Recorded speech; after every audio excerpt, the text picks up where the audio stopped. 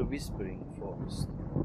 Holvar had grown up near the edge of the old forest, a place wrapped in shadows and half-forgotten tales. The elders warned children never to wander too deep, for the woods were said to have a life of their own. Holvar, however, had always been braver, or perhaps more curious than most. So when he began hearing strange sounds drifting from the trees each night, he couldn't stop himself from wondering what called to him. At first, it was faint, a whisper that sounded almost like a flute carried on the wind. He would lie staring at the ceiling, listening to the notes rise and fall. Too careful and deliberate to be the random noise of night creatures. Then came the second sound, a low hum, steady as though someone were chanting from deep within the woods. Holvar mentioned it to his parents, but they brushed it off, saying the forest was full of echoes and tricks of the night. But the sounds became louder. Some evenings he thought he could hear voices, not quite words, but something just close enough to stir his imagination. Finally, unable to resist, Holvar took a lantern and slipped away beneath the pale silver light of the moon. The air became colder as he entered the trees, each step muffled by moss and fallen leaves. The forest was unusually still.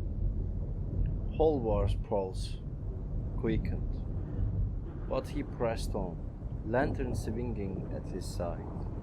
He told himself he would just look, just see what lay at the center of this mystery. After what felt like hours, he stumbled into a clearing. In the middle stood a tree unlike any others, massive and ancient, its bark carved with strange, swirling patterns. The flute song seemed to breathe from its branches, while the hum rumbled from its roots. Holvar approached slowly, the lantern's glow trembling in his hand. Then he noticed something carved into the trunk. Letters. His name, Holvar.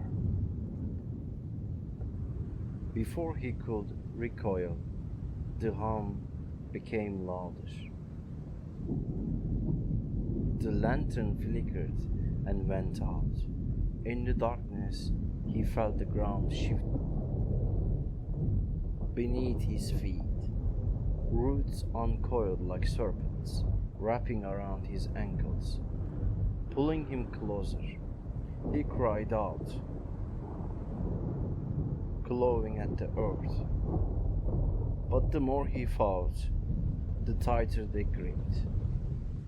The tree's bark split open with a sound like tearing flesh, revealing a hollow within that pulsed with faint reddish light. A voice echoed in his mind, low and steady. "You have returned." Holvar froze, confusion flooding his chest. "Return?" he gasped. "Yes," the voice replied, both inside and all around him. "Long ago, you were taken from us. We called you back, and you have answered." Images flashed in Holvar's mind, himself, but different, standing among shadowy figures beneath this very tree. A ritual, a promise. His life had not begun in the village, as he thought. He had belonged to the forest first. His heart raced as the realization struck. The sounds weren't luring him in, they were welcoming him home. The roots took him into the hollow, and the trees sealed shut, leaving the clearing silent once more. By morning, the villagers found Holvar's lantern at the forest's edge. Its glass cracked, its light is gone.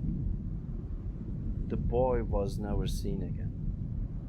And when the night winds carried the sound of a distant flute, the elders whispered to each other, too quietly for the children to hear. The forest has reclaimed one of its own. The sounds guided him deeper.